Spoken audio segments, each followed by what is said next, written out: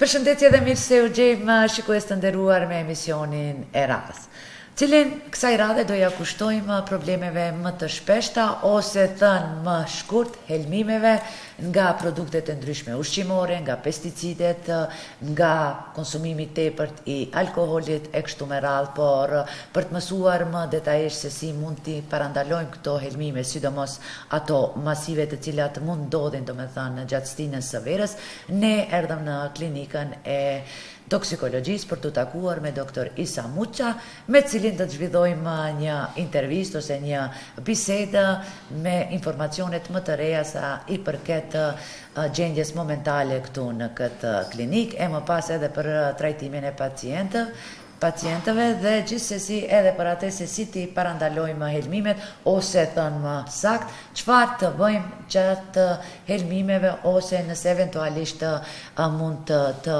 helmojmë nga ndonjë substancë për cilat do na isqaron vetë doktori. Doktor Muça, faleminderit që pranuat ekipin tonë, ju ndam pak nga pacientët, por besoj se do mundemi të zhvillojmë një intervistë të plotë ose emisionin Provita dhe të marrim ca informacione nga ju si internist, edhe pse të mos themi si toksikolog, me qenë se ju këtu edhe jeni mjek dhe në rastet urgjente kur duhet të bëhet detoksimi i pacientëve, ju bashkë me kolegët e juaj jeni këtu për gjithë ne. Po, se dhe me thonë, klinika e toksikologjisë është një klinikë që trajton helmimet ndryshme, konkretisht ne mirëmi me helmimet e barnave, helmimet me alkohol, helmimet me gazra, helmimet korrozive dhe ka disa tjera helmime.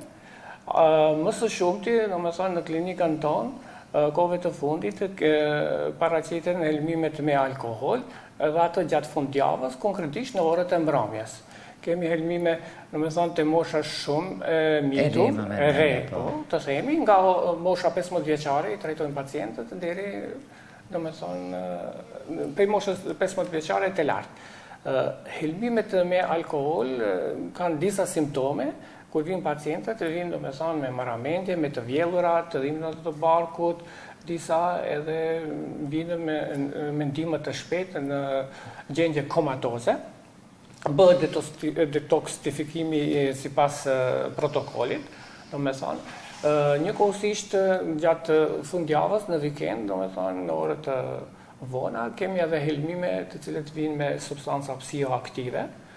Kohëve të fundit vinë domethënë me kokain, pastaj vinë me ekstaza, disa prej substancave psihoaktive.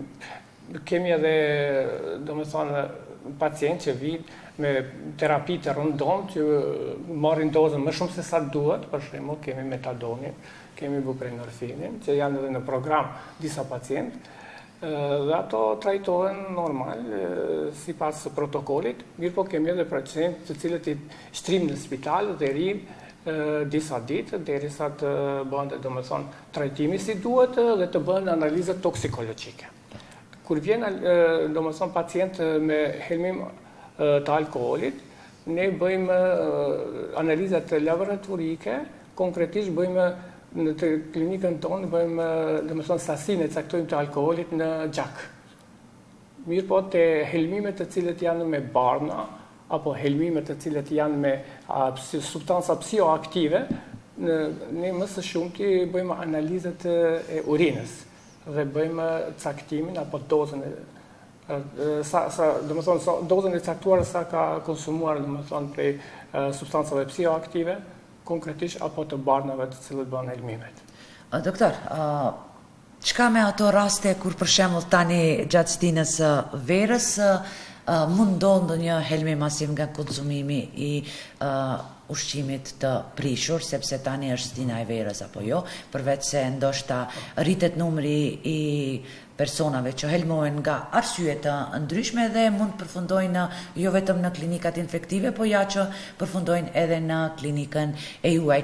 Në fillim, ca informacione rreth asaj se çfarë po ndodh tash me helmimet e qytetarëve nga ushqimi i konsumuar i prishur, nga sidomos kemi produkte të cilat domethënë janë më të rrezikshme nëse nuk kemi kujdes si i konsumojmë, e pastaj të ndalemi edhe tek çështjet që drejt për drejt ndodhin këtu në klinikën e toksikologjisë.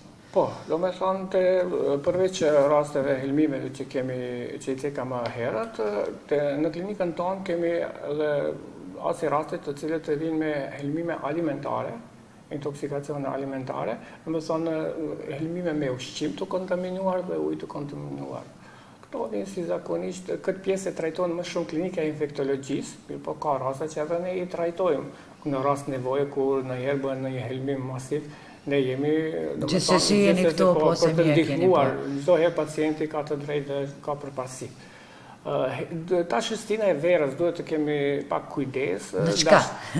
Duhet të kemi kujdes gjatë, domethënë ruajtjes të ushqimit, si të ruajtë ushqimit për shembull, dhe mos për shembull, është një mendim im personal që mendoj edhe gjithë duhet ta kapin këtë mendim, mos të ashtu ushqehemi shumë në për restorante, në për ashtu, po ma shumë të miremi, dhe me thonë të ushqehemi në kushte të shtëpisë, të kemi ushqime më të freskëta, dhe të largohemi, dhe me thonë, disa produkteve që mbajnë, për shembull si majonezi, keqapi, ato mbajnë, dhe me thonë, bakterje, viroza, apo toksine të tjera.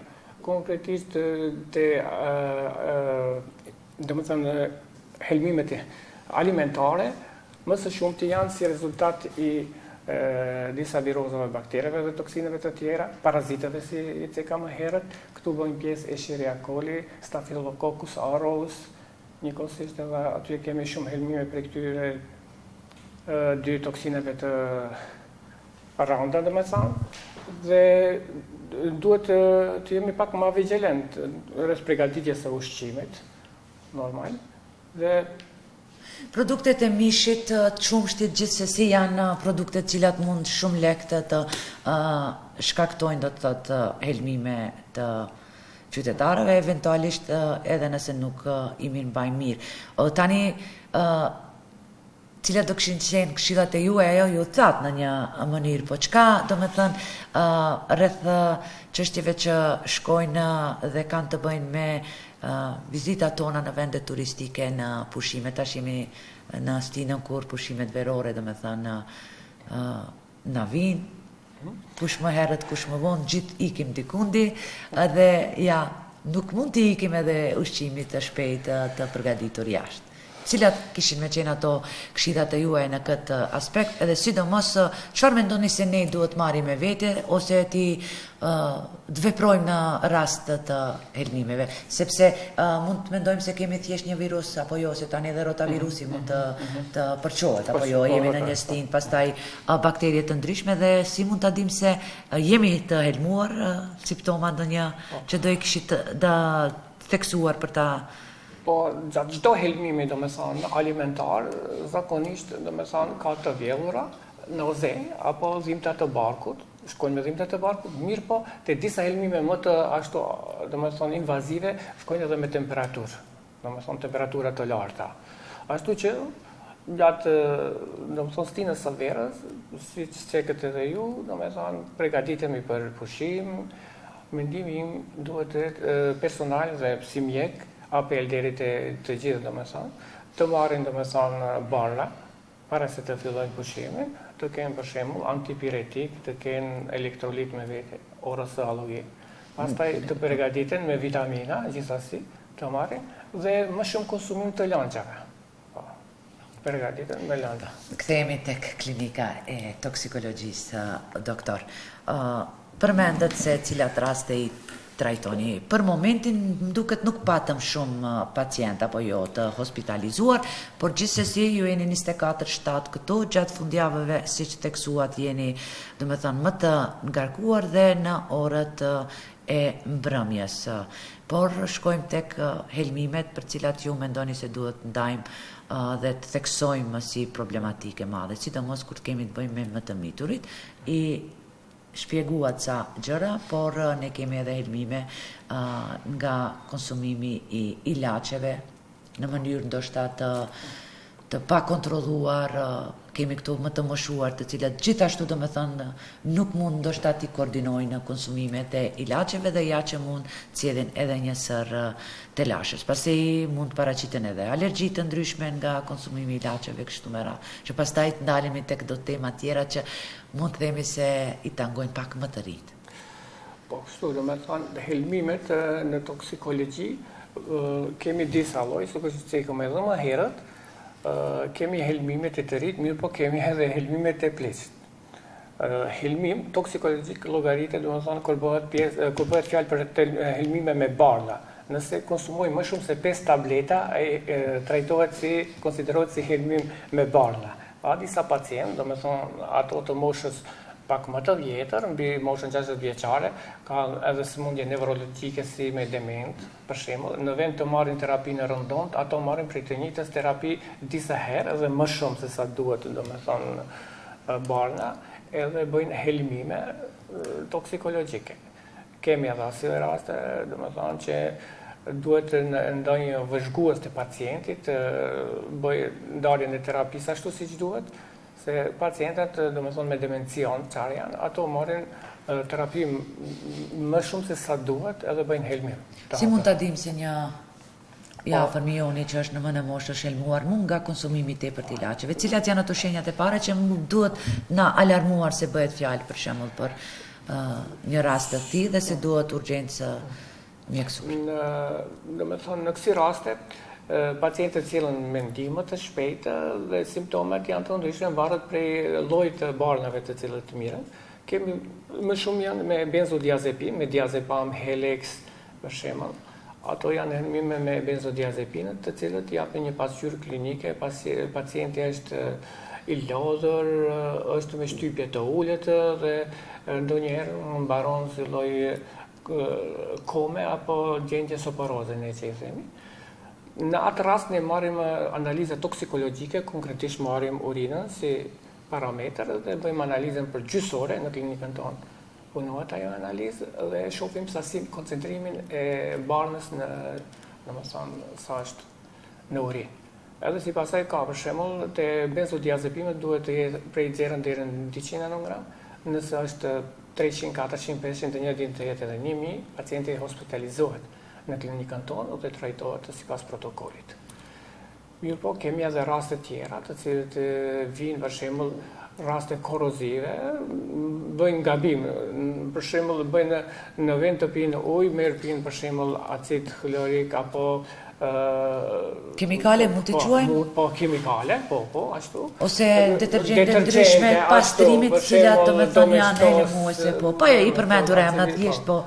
Edhe atëherë ato raste janë pak më të rënda, pasqyra klinike e tyre është më të rëndë, nëse me të vërtetë ka pranuar ashtu gjaja, domethënë pacientët vinë me të vjellura, vinë me ashtu dhimbta të mëdha të barkut dhe pastaj ne i shtrim në spital. Në spital domethënë punën e parë që e bëjmë, marrim analizat laboratorike dhe këshyrim në leukocitet, në infekcion duhet fillohet me antibiotik, eventualisht nëse kanë konsumuar më shumë bëjmë edhe rentgen nativ të barkut, që mos të bëjë në përzierje të zorëve, dhe shtrihen në spitalin tonë. Këtu kemi ashtu metoda që i bëjmë në spitalin tonë, eho të barkut, dhe me njerë bëjmë gastroskopi, inqizimin domethënë të luksit edhe ezofagut, çfarë dëmtime ka bërë prej goja duke filluar deri te luksi.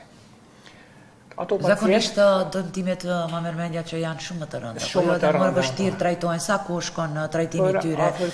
Dhe varësisht apo jo se për çfarë rasti bëhet fjalë. Te helmimet e rënda domethënë pacientët zakonisht kemi 21 ditë 3 javë.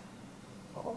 Edhe pastaj nëse mund të ndihmojnë këtu, ato në internistike ndihmojnë, pastaj ka disa raste edhe mbarojnë në kirurgjinë digestive. Kur jemi tek helmimet me kimikale, ashtu do e quaj unë, ose do e them, kemi të qëllimshme dhe të paqëllimshme. Ju përmendet ato që janë të paqëllimshme, do të thotë mund t'i mos i dallojnë, sidomos personat më të moshuar, por kemi edhe raste kur kemi, domethënë, helmime të qëllimshme. Çfarë do kishit thënë këtë drejtim? Cila është ajo që ju flen në zemër dhe doni ta ndani me qytetarët? në këtë drejtim, sepse jeni këtu në një klinik me të vërtet me problematika të tilla të shumta që atë sa është vështirë për ju t'i trajtoni, por edhe të njëjtën kohë është vështirë edhe t'i shihni ashtu pacientët. Konkretisht vinë, domethënë, pacient të moshës mitër, domethënë pacient të ri kemi, kohëve të fundit, duke filluar nga mosha 15 vjeçare deri në moshën 25 vjeçare. Këtu kemi, domethënë, problemet familjare, kemi zënkat, për shembull, mes një çifti, kemi lloj-lloj raste, për shembull që disa na i tregojnë qëllimin, disa nuk na e tregojnë pse kanë ardhur deri aty. Edhe ne çdo herë konsultojmë edhe kolegë prej psikiatrisë, megjithëse 90% prej pacientëve të cilët paraqiten, domethënë, me kësi lloj helmime të qëllimta kanë diagnozë psikiatrike.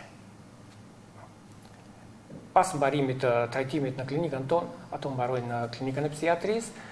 Disa, domethënë, hospitalizohen, disa shkojnë në shtëpi me terapi të shkuar nga mjeku psikiatër. Një gjë që juve ju brengos është edhe ajo që të rinjt kohën e fundit konsumojnë jashtëzakonisht shumë, domethënë për alkool përmendet, por edhe duhan e lloje të tjera, domethënë të duhanit, pastaj edhe nargile e kështu me radhë, po përfundojnë këtu në klinikën e toksikologjisë. Na e sharoni këtë situatë, këtë gjendje? Po, fatkeqësisht, domethënë, kemi shumë helmime me nargile kohëve të fundit.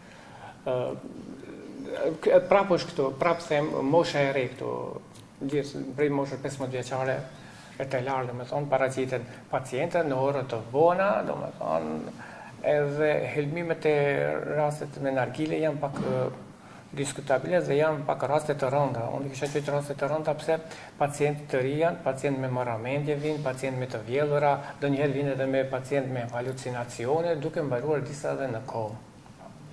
Vetë nargilja, domethënë, përmban monoksid karbon, që është shumë e dëmshëm për shëndetin e njerëzit. Pastaj përmban metale të rënda, plomb, arsen, ashtu që ato janë shumë të dëmshme për organizmin e njerëzit. Konkretisht këtu pëson sistemi kardiovaskular, sistemi frymarrjes, domethënë, pastaj dëmton enët e gjakut, sistemi qendror nervor. Pacientët duhet të kenë kujdes. Domethënë, pastaj prej helmimeve me nargile kemi edhe infekcione, gjatë nëse nuk ndrohet pipa e shishes, nargiles. Po, se duhet kemi kujdes në mirëmbajtjen e higjienës dhe mos përdoret nga disa persona e njëjta. Ka persona me herpes, persona me hepatite, se bëhet, domethënë, helmimi transmitohet për një personin tjetër, mbartet faktikisht. Pacientët duhet të jenë pak më vigjilent dhe nuk duhet të bëjnë krahasim me duhanin, se zakonisht e bëjnë si zavendësim të duhanit, po marrin një nargile. Ku dallimi? Dallimi tashti vetë ajo koha, domethënë një shishe që zgat ajo tretmani me nargile 45 minuta deri 1 orë, është sikur të pihet një cigare. Aq e ka domethënë helmimin apo mendonin dozën? Dozën, po ashtu, po nëse dozën e helmimit. Edhe pacientët mendojnë që vetë ai uji që është në shishe nargile, mendojnë se ai e pastron tymin, faktikisht nuk pastron asgjë. Atëherë na e sharoni doktor, ose çfarë do kishit të këshilluar atyre që më veç e kanë qejf apo jo të tymosin nargilen? Cila është ajo dozë, mund të themi normale për qejf, e cila është më veç e tepër dhe shkakton helmin? Do me thonë, vetë përdorimi i nargiles është helmim, unë s'kesha thonë as pak mos përdoren nargile, të ndalohet nargile, mirë po, disa kanë qef dhe qefit. Ta zëmë për qef, ja. Ashtu, atëherë duhet... Sa do që është e dëmshme? Sa do që është e dëmshme, duhet kënë kujdes, do me thonë, mund një herë në javë, ashtu, apo ma shumë jo, se bëhet edhe si mbarshmëri. Doktor, me që jemi në stinën e verës, dhe vera thash i sjellë edhe bukurit e veta, na jep mundësi të shoqërohemi më tepër, madje edhe në orët e vona ose në mbrëmje, takohemi me familjar, kemi darcma e kështu me radhë, por gjithsesi, siç theksuat edhe ju se doni të theksoni rëndësinë e parandalimit të helmimit nga konsumimi i nargiles, sidomos nga më të rinjtë. Atëherë shkojmë kështu, sa është ajo dosë që ndoshta e konsumon një i ri dhe më pas përfundon në spital. Shtu, do me thënë nuk ka në një dosë të caktuar që duhet mirë që bëhet helmim, këtë varet prej organizmit të njeriut. Më thonë, si cili organizëm, sa ka imunitetin të zhvilluar, sa është aftësia mbrojtës e organizmit. Ka disa pacientë të cilët për shembull janë më të ndihshëm varet prej vetë përbërjes së nargilës, siç i theka më herët, disa janë të ndihshëm në monoksid karbon, disa janë të ndihshëm në toksine të tjera që i përmenda plumbi, arseni, kupton, këtë varet prej organizmit të njeriut, të sistemi imunitar. Mirë po, me mira e mirës është të ndalohen këto vese apo në bashkëmëri kisha quajtur. Po, do me thënë, nëse duhet të zgjedhin duan apo nargile, ju nuk do e zgjedhni asnjërin, por këto ishin rekomandimet në këtë temë. Shkojmë tani me helmimet ose me problemet tjera shëndetësore të kësaj fushe, për cilat ju mendoni se duhet të informohen qytetarët që spaku të parandalojmë apo jo një helmim. A shkojmë edhe me përmendet diçka edhe Escherichia coli. Escherichia coli mund gjitet edhe në pishina e kështu me radhë, por ne nuk mund të dimë se jemi të prekur apo jo, jemi infektuar apo jo, dhe pastaj kemi të lashe të shumta për cilat të na flitni ju, se cilat janë ato simptomet të cilat ndoshta mund të na bëjnë me dije se duhet të vizitojmë një mjek. Po, do me thonë kemi helmime me Escherichia coli, sidomos në pishin, të verës. Simptomet e para gjatë infektimit me Escherichia coli, do me thënë janë të djegura gjatë urinimi shpeshët, edhe të disa infekcione pak më të rënda që mbarojnë me temperatura të larta. Në këto raste të konsultohet mjek, zakonisht shkojmë me antibiotik, po mirë po ndonjëherë bëjmë edhe urinokulturë dhe sipas antibiogramit të shifet a është Escherichia coli apo është diçka tjetër. Nëse nuk gaboj trajtimi Escherichia coli zgjat jashtëzakonisht shumë. Pse kështu? Pse ndodh? Pak është një bakterie pak më rezistente që edhe po të shërohet para për një kohë të shkurtër përsëritet. Po. Mund të përfundojmë me sepsa, nëse jemi të prekur. Po, nëse nuk trajtohet. Dhe ku e shohim këtu helmimin? Sepse kur themi bakterie. Nëse nuk trajtohet ashtu si duhet dhe sipas protokollit normal, domethënë këtë pjesë e ka klinika e nefrologjisë dhe klinika e urologjisë e trajtojnë këtë infekcion. Atëherë ka disa pacientë që mbarojnë edhe një sepse e dim që mund të mbarojë edhe fatal. Qendra klinike toksikologjisë, unë do thoja se është një farlloj qendër urgjente, sepse këtu në një farë mënyrë edhe bëhet triazhimi i qytetarëve. Jo rastisht erdhëm tek ju për të na informuar se çka po ndodh për momentin, cilat janë ato probleme më të shpeshta të qytetarëve në këtë stinj të verës. Kemi kafshime nga qente ndacakt, kemi domethënë helmime nga, siç përmendëm, nga ushqimi, konsumimi i alkoolit, duhanit, nargiles e kështu me radhë, por kemi edhe nga bakterie të ndryshme, siç është edhe salmonella, Escherichia coli e kështu me radhë. Në këtë kontekst, doktor, shkojmë edhe me këto probleme tjera që mund të shkaktojnë helmime, siç është edhe helmimi nga gjerpinda, apo jo, nga qendet e ndacakt. Çfarë do sqaroni në këtë drejtim? Keni raste të këtilla? Jo, çfarë të bëjmë? Cilin moment duhet vizitojmë mjek e kështu me radhë? Ose domethënë sukur cekët, më herët kemi helmime të ndryshme në klinikën tonë, më herët kemi punuar si qendër urgjencë dhe kemi trajtuar gati se 80% të rasteve të helmimeve. Mirë po, kohëve të fundit punojmë vetëm me pjesën e toksikologjisë. Në të ardhmen nuk e di si të shkojmë punët, ndoshta prapë fillojmë të punojmë si qendër urgjencë. Kemi helmime të icë më herët alimentare. Po keni përvojë disa vjeçare këtu dhe i keni kaluar gjitha këto faza dhe mund na jepni këto përgjigje apo jo? Kohëve të fundit domethënë helmimet që janë kafshimet, që janë prej qenjeve ndacak, edhe helmimet infekcionet të tjera i trajton klinika e infektivës dhe klinika e dermatovenerologjisë. Mirë po, tash kohëve të fundit kemi trajtimin e kafshimit prej gjarprave, trajtohen në klinikën tonë, në klinikën e toksikologjisë. Pacientët që kafshohen nga gjarpërit të ndryshëm, me ndihmë të shpejtë vinë në klinikën e toksikologjisë. Në klinikën tonë mbahen dhe hospitalizohen dhe mbahen disa ditë, ndonjëherë mbarojnë edhe me disa javë. Varet prej pasqyrës klinike si zhvillohet tek pacientët. Në këto raste, domethënë, ne fillojmë me trajtim sipas protokollit. Mirë po këtu janë të kyçur edhe disa klinika tjera të cilët i konsultojmë gjatë trajtimit të këtyre kafshimeve, helmimeve. Këtu këtu bëhen pjesë edhe klinika infektologjisë, edhe pse nuk I punon më herët I ka punuar, konsultohemi me kolegë të infektologjisë, konsultohemi me mjek të kirurgjisë plastike, domethënë edhe ato bëjnë pjesë këtu, edhe ndonjëherë konsultohemi me kolegë të hematologjisë dhe transfuziologjisë. Okej, rregull. Shkojmë, domethënë tani me këshilla më praktike, doktor. Në cilat raste më së shumti sulmojnë gjarpint, ku duhet të kemi kujdes, dhe në cilat raste mund të vërejmë se jemi të kafshuar, sepse nuk e di si funksionon kafshimi I gjarprit, përveç se nga ajo që kam dëgjuar, kam lexuar, por nuk.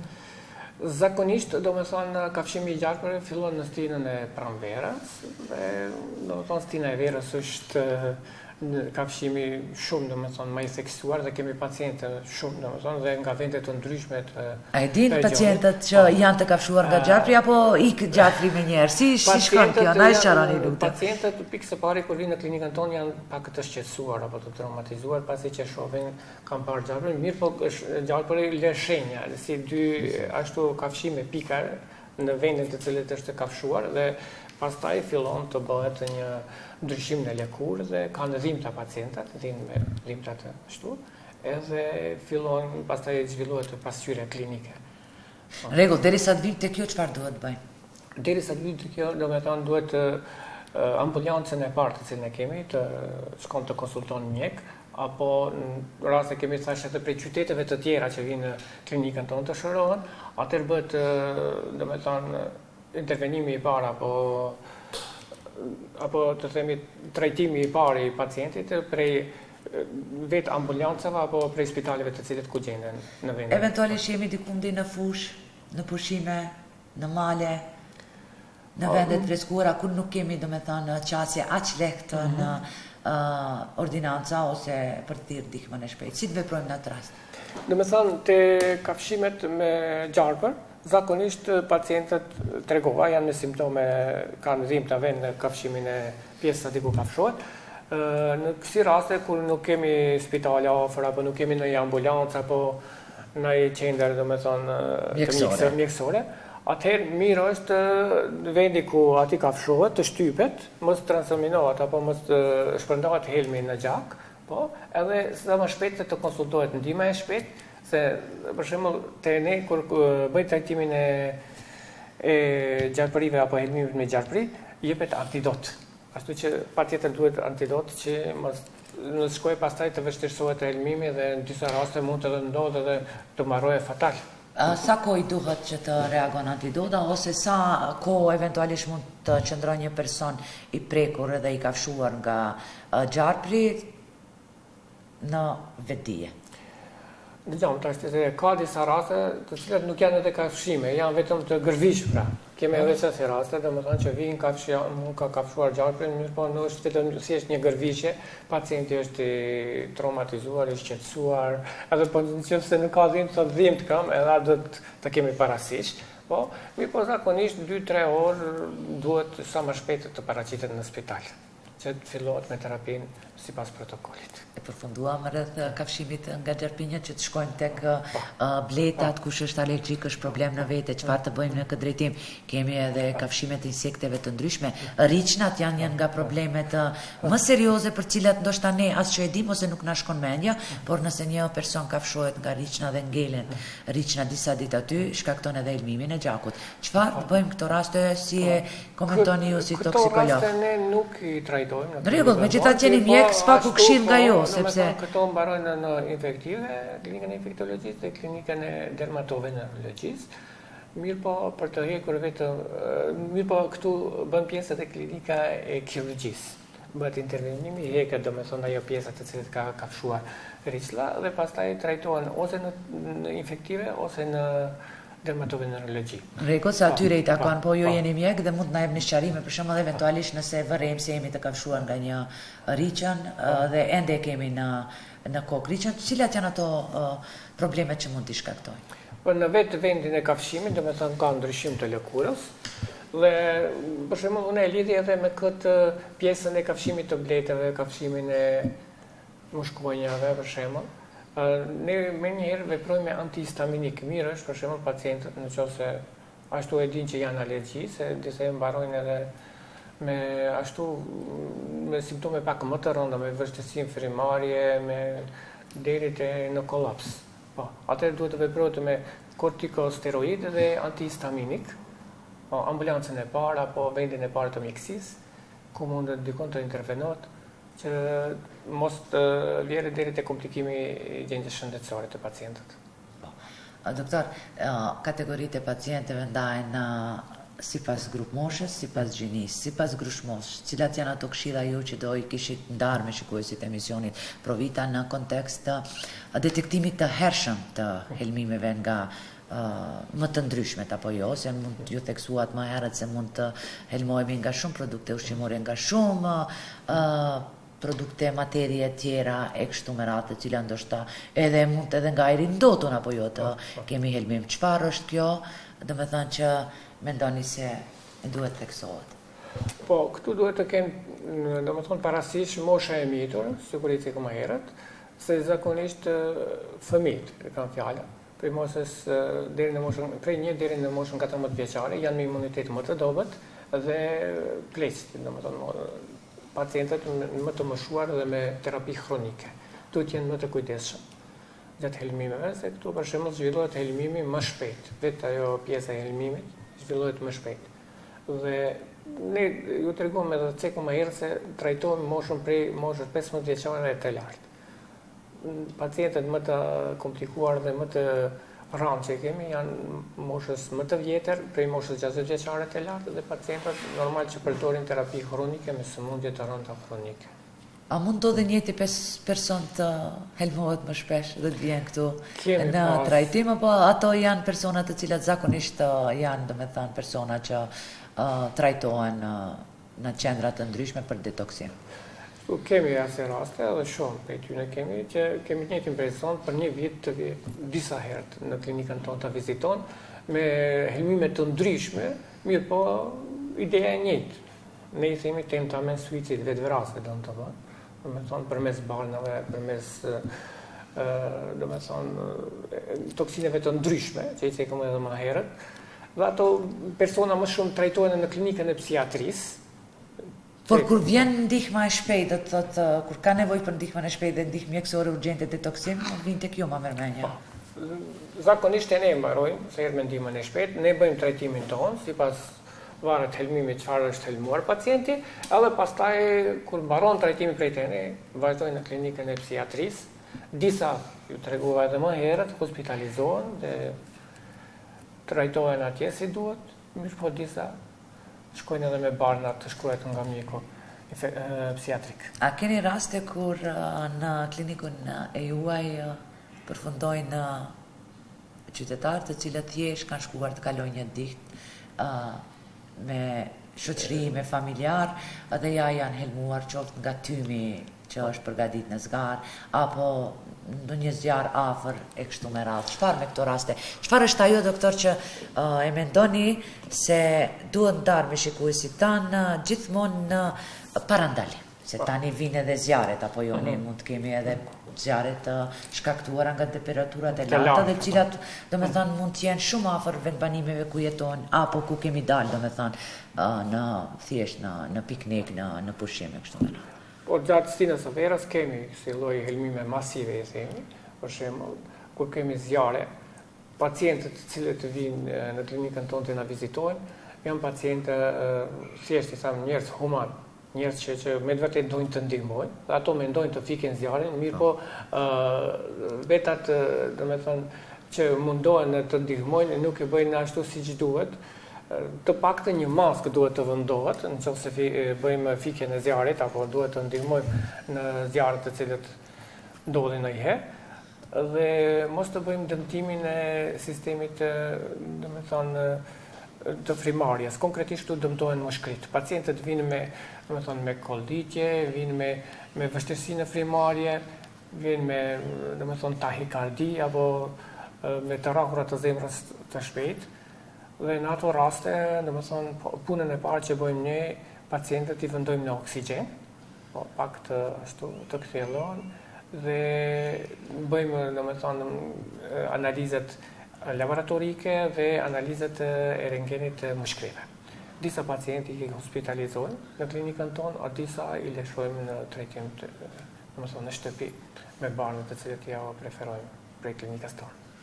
Si e përshkruani një ditë pune ju kur kemi pacient të helmuar, vinë familjar, vinë shoqëria, varet kush e sjell në mjek, gjithë të tronditur? Çfarë do i këshilluar, domethënë, qytetarëve në këtë aspekt, sepse të parët ndoshta që ju duhet t'i ofroni ndihmë, ju edhe ndoshta edhe si mjek mund të sulmuani. Si e komentoni ju këtë rast? Është një klinik pak, mund të themi problematike?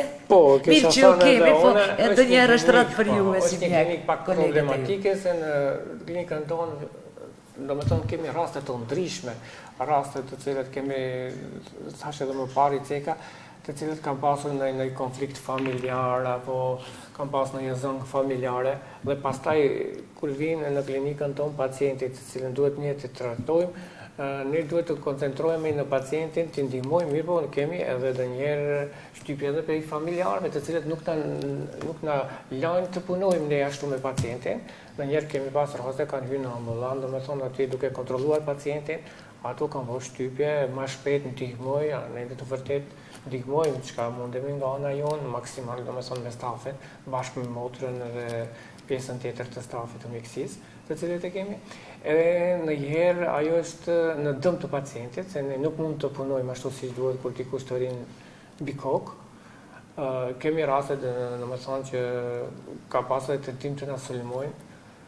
Ato janë raste të rënda, pastaj kemi raste të ndryshme që pastaj, ato janë momente, i kuptoj pacientët dhe familjarët. Ju i kuptoni pater në sharoni si duhet veprojmë këto raste, se nuk është letë ndoshta të jemi aq të ftohtë kur vim ndonjë, se rast urgjent është helmim, janë në pyetje minutat, orët apo jo, nëse nuk ka bojë. Si që ka domethënë më parë, është vërtet pak rënd për familjarët kur të shohim një të afër të vetin, domethënë shtrirë dhe domethënë që po lufton për jetë.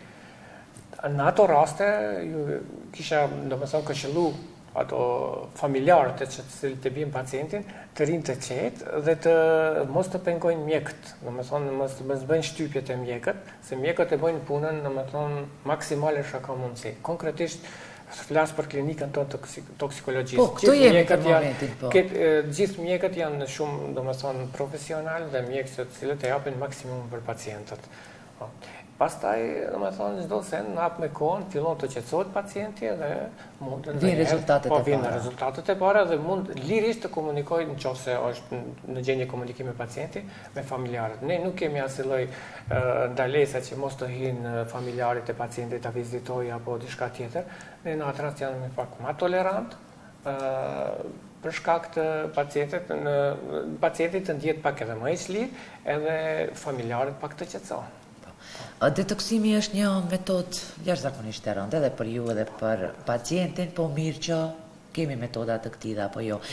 Sa ka gjatë detoksimit mund ju si mjek të lëndoni, domethënë, ezofagun, këtë sistemin tjetër të brendshëm, si do e kishit sqaruar ju, sepse nuk është aq lehtë, domethënë, të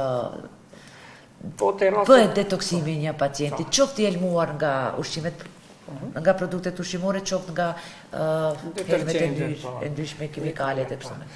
Zakonisht, domethënë kemi pacient, siç e kemi thënë më parë, helmime prej chemikaleve, detergjenteve. Në këto raste, domethënë bëhet një metodë, një analizë gastroskopie quajmë ne. Edhe gjatë gastroskopisë mund të bëhet lëndim në një ndër esofagut apo. Mirë, po raste të rralla janë, se pacientët vetë domethënë kur vinë me helmim korroziv, si me acide, apo me bazë, apo diçka tjetër, ato veç kanë lëndim të ezofaget, apo kanë lëndim të kjo, domethënë të gojës, apo lëndim të luksit. Edhe është rëndë të punohet me asnjë lloj pacienti, se pacientët, ju cekave më herët, 80%, 90% janë raste psikiatrike, ndonjëherë dhe nuk do të bëhet ajo metoda këmbgulli, nuk dua të bëj, dua të vdes, si duhet të veprohet këtu edhe në mënyrë internistike, mirë po duhet veprohet edhe si psikiatër, pak duhet ta shqetësosh pacientin, po, në njëjtën kohë, edhe ti ofrosh ndihmë pacientit. Sa ajo është për ndihmën e pacientit, se nuk mund ta dim se sa është një pacient i dëmtuar apo i helmuar me atë lloj baza apo acidi që ka përdor, edhe pa e bërë gastroskopi. Me gastroskopi shifet çdo ndryshim i vogël çka ka ndodhur dhe si duhet të bëhet pastaj trajtimi, e kemi më lehtë. Si duket një abdomen i një personi të helmuar nga çfarë do qoftë materie që përmenëm deri tani dhe çka pas lirimit, domethënë, ose para lirimit të pacientit. Mund dallohet në ultrazë gjithçka një eho një abdomen?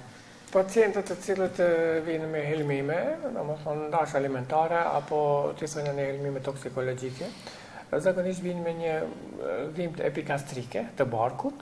Ne atëherë bëjmë ehosonografinë të barkut. Zakonisht shohim domethënë organet e plota me këtë metodë. Këtu shifen domethënë veshkët, mëlçia, pankreasi, diçka edhe prej zorëve, mirë po zorët janë me një metodë tjetër me kolonoskopi apo ureografi. Dhe vazhdohet pastaj me trajtimet e tjera. Domethënë konkretisht luksi këtu nuk shifet, se dhimbtat epigastrike janë dhimbtat e luksit, më shumë ti këtu domethënë na ndihmon gastroskopia, metoda gastroskopisë. Po. Doktor, në fund do doja domethënë ta rrumbullaksojmë këtë emision të sotëm ku trajtuam domethënë temën që kishte të bëjë me helmimet e ndryshme të qytetarëve dhe trajtimi i tyre në klinikën e toksikologjisë. Si do e kishit të përmbyllur ju me mesazhe, me këshilla, sidomos tani në këtë kohë verë, kur mund të jemi pacient potencial të gjithë nga një pakujdesje vogël, qoftë nga një qumsh që ka ndetur më tepër se që duhet në temperatura të ulta, në fakt të larta, e deri tek një vezë e fërguar, një makaron që ka qëndruar pak më tepër jashtë, domethënë në këto temperatura të larta. Po, unë mendoj që të kemi parasysh të ajmë ushqime të freskëta, dhe gjatë ruajtjes së ushqimit, domethënë nëse duhet në frigorifer, të jetë disa ushqime duhet të kenë temperatura të caktuara të cilat duhet të mbahen, edhe të shihet, domethënë mos të teprohet edhe gjatë ngrënjes, se kemi edhe helmime kur teprohet gjatë ngrënjes, domethënë si pankreatit ndonjëherë bëjmë edhe po përzierje të zorëve. Tash janë kohra, domethënë është koha e verës, ushqime sa më të lehta dhe më të freskëta. Kaq? Në rregull. Faleminderit që ndatë kohë, doktor, mundsuat realizimin e këtij emisioni dhe besoj se gjithë ata që do na dëgjojnë do marrin ndonjë këshillë dhe do e zbatojnë dhe me këtë vetë ne gjithë do kalojmë pushime të këndshme e ju do keni më pak punë, apo jo si mjek dhe gjithsesi. Faleminderit. Ndërkohë, shikues të nderuar, kaq për këtë emision. Unë ju falenderoj që na ndoqët dhe shihemi sërish të hënën e ardhshme. Deri atëherë, mirëmbëjtje, shikues të nderuar.